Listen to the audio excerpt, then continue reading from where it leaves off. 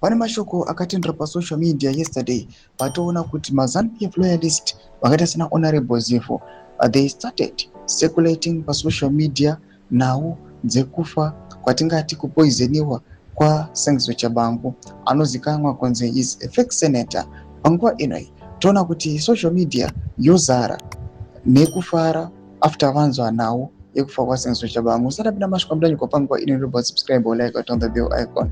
Tinopenda Honorable Zivo anodanyira chiti Tshabangu wafa hanzi anguti mudumbu ndokufa hanzi afira munzira kuenda kuhospital 45 minutes ago. This was yesterday, but panguva yese kuona from the look of the things, not because verified info Sengizo Tshabangu, this post might be a lie, but noona ma comments much ndo angari shocking.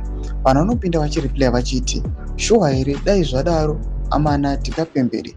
Mwapinda vachiti apa kana ari kunyepa I will unfollow you and I will never vote for you.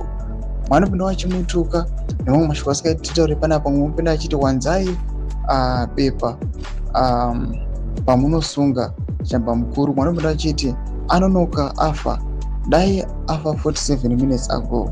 Mwanopinda vanyora achiti wanzwa nani iwe kila Zivo unonyepa sometimes iwe. Mwanopinda vachinyora achiti idzi ndone mamanje I will believe it ndazvoona paZVC. Mwanopinda vachiti Zimbabwe ingafara kana akafa, and we hope and pray kuti munhu akamutuma kuita zvekupenga zvaakaita zviya anofanirwa kufawo futi. Tinoda donza musoro racho kuti rife pamwe Zimbabwe ingasununguka. Mwanopinda vanyora achiti matanga akakunyepa chimbotiregerai please. Mwanopinda vachiti saka ndamwa mari yerent celebrating for nothing naye Zivo.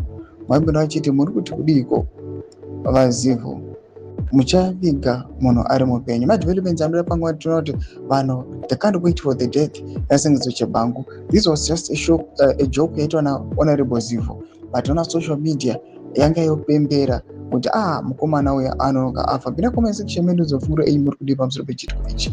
Subscribe or like, chat on the bell icon.